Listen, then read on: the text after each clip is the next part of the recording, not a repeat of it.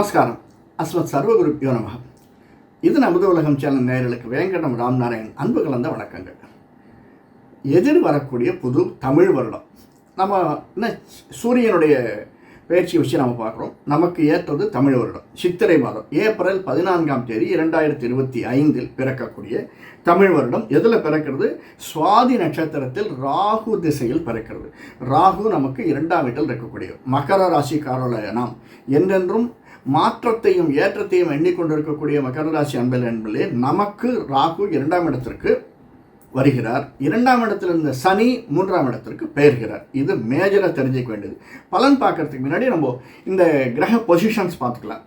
நமக்கு 3ஆம் இடத்தில் புதன், சுக்கிரன், சனி, ராகு, 4இல் சூரியன், அங்கே தான் லக்னமும், 5இல் குரு, 7இல் செவ்வாய், 9இல் கேத்து, 10இல் சந்திரன் இருந்து நம்மை வழிநடத்துகிறார். இதுதான் சார் பெரிய ப்ளஸ் பாயிண்ட் நமக்கு. இப்போது நம்முடைய நட்சத்திரம் வேறு இருக்குது. உத்திராடம், திருவோணம், அவிட்டம். இதில் திருவோண நட்சத்திரம் வந்து சந்திரனுடைய தசையை கொண்டு பிறந்தது. நாம் பிறக்க செய்ய சந்திர தசை. உத்திராட நட்சத்திரம் வந்து சூரியனுடைய தசையில் பிறந்திருப்போம். அவிட்ட நட்சத்திரம் வந்து செவ்வாயினுடைய தசையில் பிறந்திருப்போம். ஒவ்வொருத்தருக்குன்னு ஒவ்வொரு தசைகள் இருக்குது. ஏன்னா தசாநாதன் மிக மிக முக்கியம். அதே மாதிரி நமக்கு ஏற்படக்கூடிய ஒவ்வொரு வருடம் ஒரு பெரிய ரிலீஃப் என்னென்னா, குரோதி வருடம் முடிஞ்சிருச்சு சார். குரோதி, அந்த குரோதங்கள் நம்முடைய ரிலேட்டிவ்ஸ் ஆகட்டும், ஃப்ரெண்ட்ஸ் ஆகட்டும், எரிஞ்சிருப்பாங்க, வயிற்று எரிஞ்சிருப்பாங்க. ஒன்று நம்முடைய வளர்ச்சி, 2வது நம்முடைய உழைப்பு. ஏன்னா 7ஆம் நாடு சனி இருந்திருக்கு. அந்த உழைப்பு எக்கச்சக்கமாக இருந்திருக்கும். இந்த உழைப்பினால கொஞ்சம் பணமும் வந்திருக்கும். அதை நம்ம ஒத்துக்கணும். இதனாலெல்லாம் பார்த்து நம்ம சுற்றி இருப்பவர்கள், நம்முடைய ரிலேட்டிவ்ஸ் எல்லாம் வயிறறிஞ்சிருக்கிறது உண்மைதான்.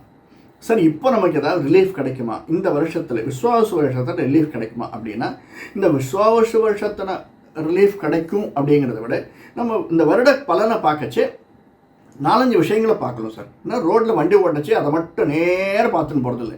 சைட்லேருந்து யாராவது வராங்களா, பின்னாடியிலேருந்து எவனா ஓவர்டேக் பண்ணானா, காயின் அடிச்சுனே வந்து ஓவர்டேக் பண்ணுறானா, இல்லை எதிர குறுக்க எவனாவது போடுறானா, இதெல்லாம் பார்க்குறோம். அந்த மாதிரி நமக்கு எதிர்க்கக்கூடிய சனி திசை, அதாவது சனி பயிற்சி, ராகு கேது பயிற்சி, குரு பயிற்சி, இவ்வளவையும் நம்ம கணக்கில் கொண்டோம். கொஞ்சம் சூரிய பயிற்சி, இதையெல்லாம் கணக்கில் கொண்டு எதிர்வரக்கூடிய ஒரு வருடம் நமக்கு எப்படி இருக்கும், எந்த விதமான ஏற்றத்தையும் மாற்றத்தையும் தருவதாக எதிர்வரக்கூடிய வருடம் அமைந்திருக்கும் அப்படிங்கிறத பார்க்கலாம். மெயினாக நமக்கு 7ஆம் இடத்துல செவ்வாய் இருக்கார். அது லாபஸ்தானாதிபதி. 11ஆம் வீட்டுக்கும் 4ஆம் வீட்டிற்கும் உடைய செவ்வாய் 7இல் இருக்கிறதுனால மனைவி மூலமாக அல்லது கணவன் மூலியமாக நம்முடைய உறவினர், அதாவது கணவன் மனைவியினுடைய உறவினர் மூலமாக ஏதாவது சொத்து வருவதற்கும் அவர்களுடைய ஹெல்ப் நமக்கு வீடு, மனை, வாகனம் வாங்கிறதுக்கும் தேவையானதாக இருக்கும்.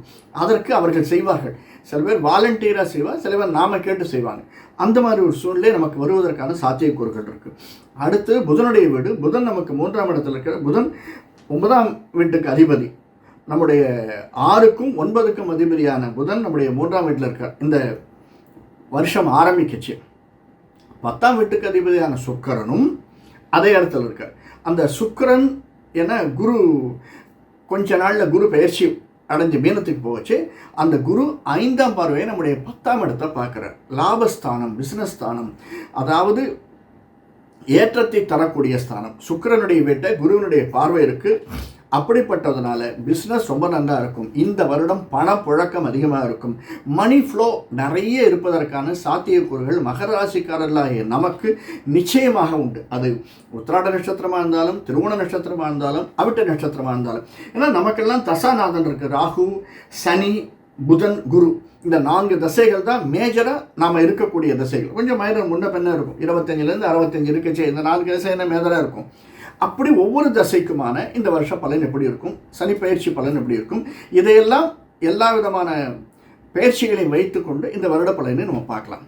நிச்சயமாக ஒரு நல்ல ரிலீஃப் எதிர்பார்க்கலாம்.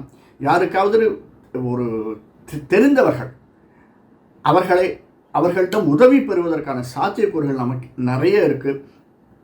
இப்படிப்பட்ட சூழ்நிலையினால் இது வரைக்கும் யாராவது நம்முடைய சேனலை சப்ஸ்கிரைப் பண்ணலன்னா சப்ஸ்கிரைப் பண்ணிக்கோங்க.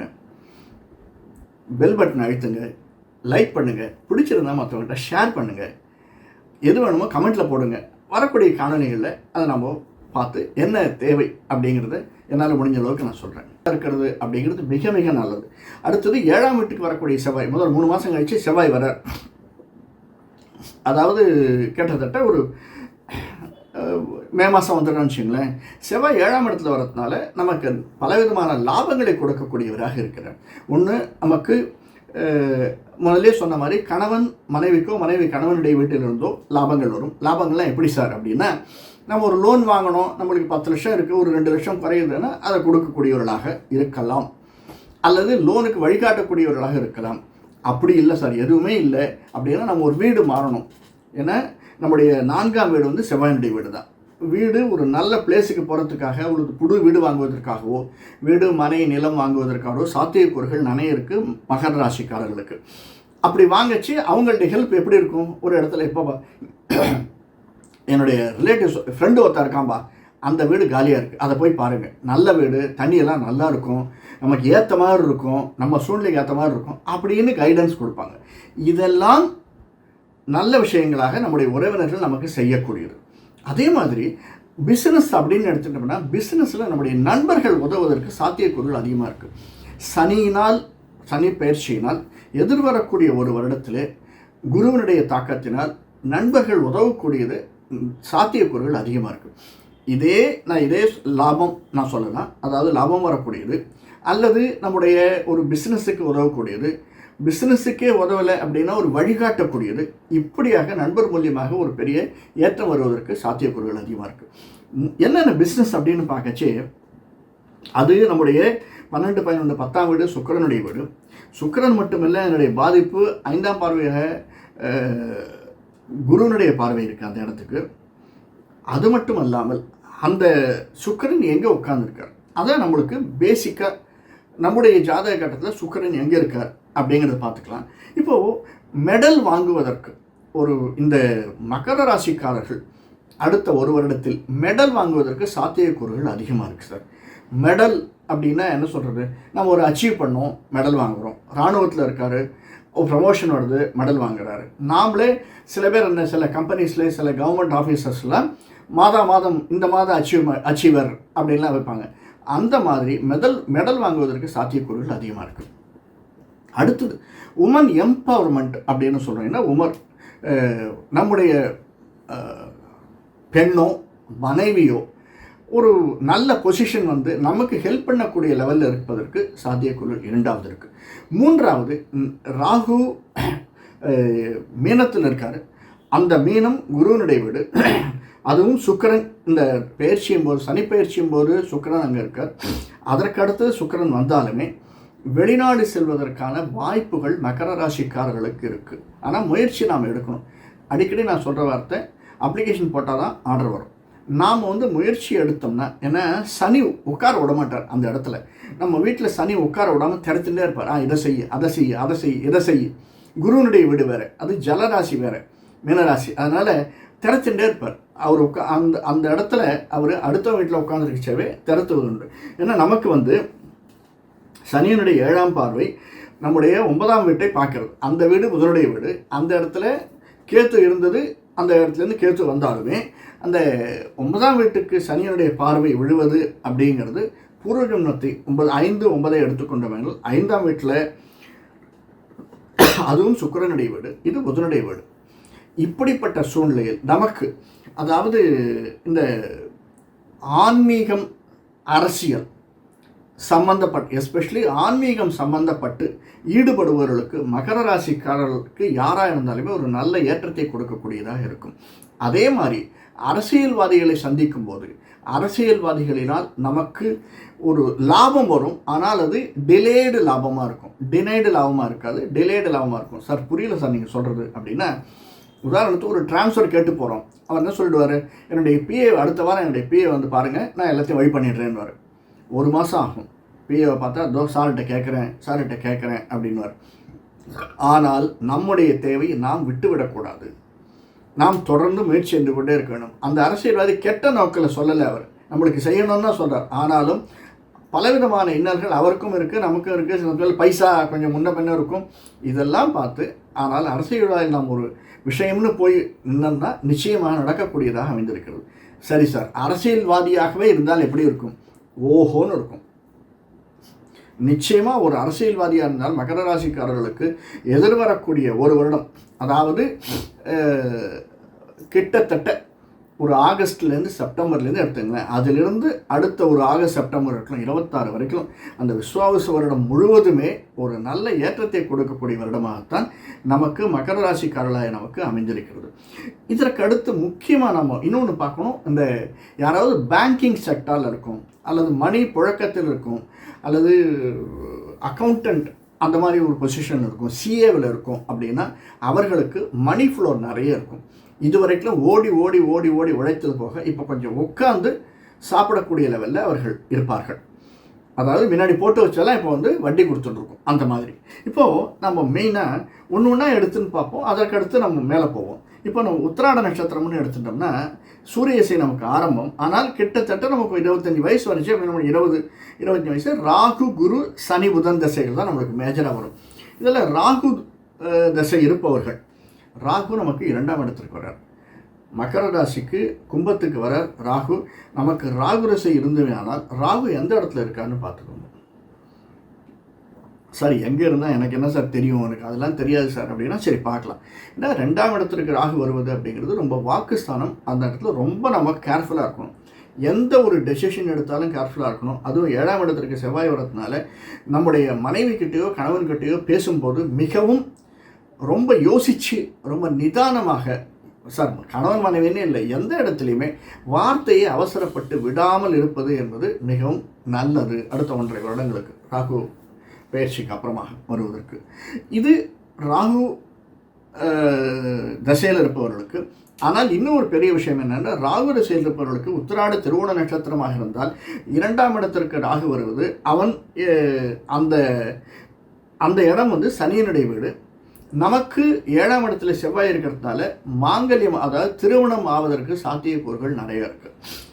கல்யாணம் ஆகாதவர்களுக்கு முயற்சி எடுப்பார்களேயானால் அந்த முயற்சி வெற்றி பெறுவதற்கான சாத்தியக்கூறுகள் இருக்குது சார்.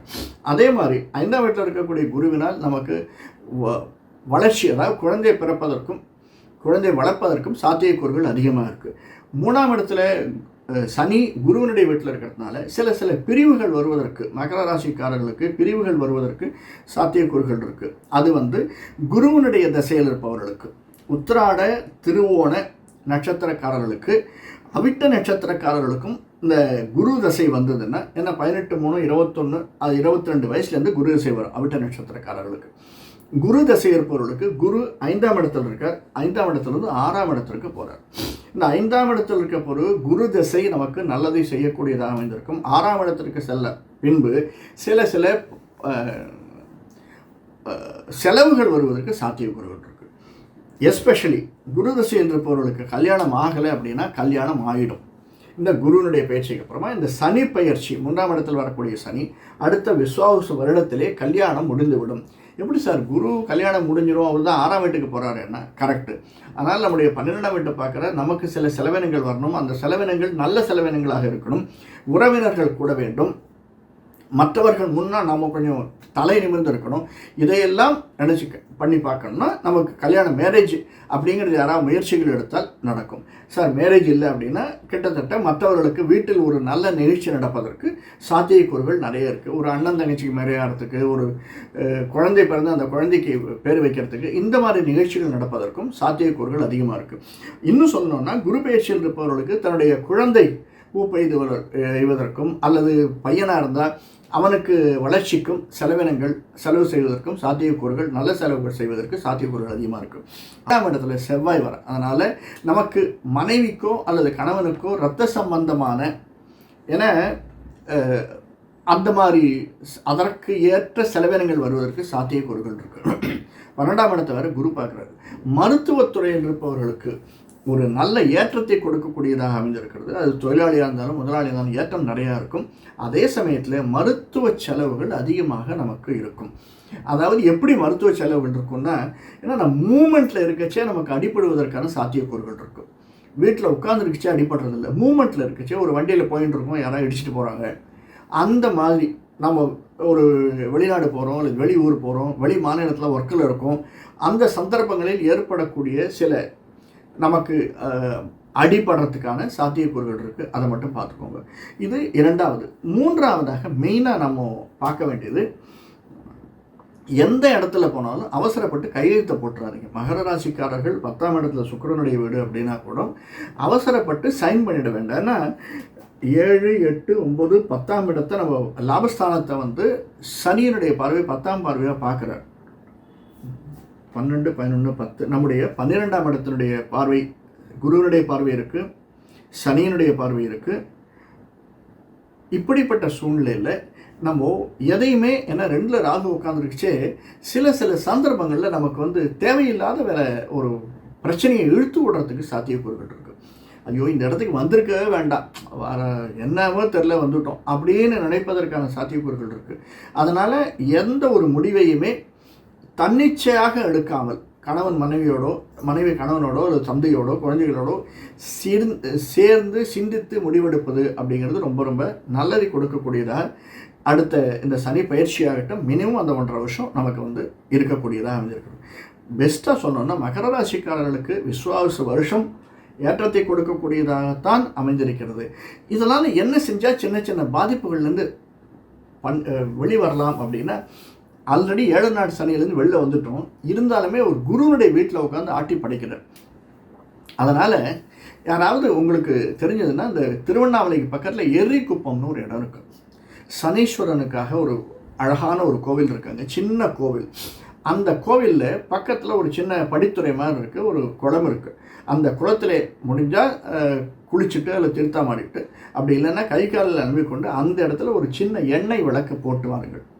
நமக்கு யாருக்காவது முடியும்னா மார்னிங் 6 to 7, இல்லைன்னா ஈவினிங் 7 to 8 சனிக்கிழமைகளில். இது 2மே முடியல சார், நம்முடைய நட்சத்திரத்துக்கு அன்றைக்கி போகிறோம் அப்படின்னா, உங்களுடைய நட்சத்திரம் உத்திராடம், திருவோணம், அவிட்ட நட்சத்திரத்தில் போனீங்கன்னா ரொம்ப மிக ஏற்றத்தை தரக்கூடியதாக அமைஞ்சிருக்கும்.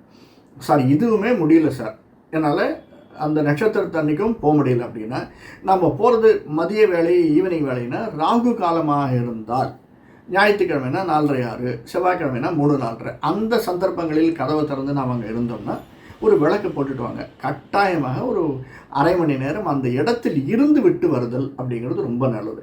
இங்கேருந்து போகச்சவே வெளியில் எங்கேயாவது கிடச்சதுன்னா பழம் வாங்கிட்டு போங்க. ரொம்ப நல்லதை யோசிக்கணும் அப்படின்னா, செவ்வாழைப்பழம் கிடச்சதுன்னா செவ்வாழைப்பழம் ஒரு சீப் வாங்கிட்டு போங்க. அங்கே இருக்கிறவங்களே இந்த வாழைப்பழத்தை டிஸ்ட்ரிபியூட் பண்ணுங்கள், கொடுங்க. இதெல்லாம் சின்ன வலிகளை போக்கக்கூடியதாக நமக்கு அமைந்திருக்கிறது. இதற்கு அடுத்து, சரி சார் எனக்கு அங்கே போக முடியல, நான் தஞ்சாவூர் பக்கம் இருக்கேன் அப்படின்னா, திருக்காட்டுப்பள்ளி அப்படின்னு இடம் இருக்குது. அந்த இடத்துக்கு சனீஸ்வரனுக்கு போயிட்டு வாங்க. அது முடியலன்னா திருநள்ளாறு போனீங்கன்னா, அது எல்லாரும் சொல்லக்கூடிய இடம் திருநள்ளாறு, சென்று வாருங்கள் அப்படின்னுட்டு. சரி சார், இதையெல்லாம் விட முக்கியமான ஒன்று, நமக்குன்னு ஒரு குலதெய்வமோ எல்லை தெய்வமோ இருக்கும். வெளியில் கிளம்புற போதும் சார், வெளியில் கிளம்புற போது இல்லை சார், நான் ஒரு அக்ரிமெண்ட் சைன் பண்ணுறேன், நான் ஒரு இப்போ வந்து ஒரு ரியல் எஸ்டேட் பிஸ்னஸ் பண்ணிகிட்ருக்கேன், அல்லது எனக்கு வந்து ஒரு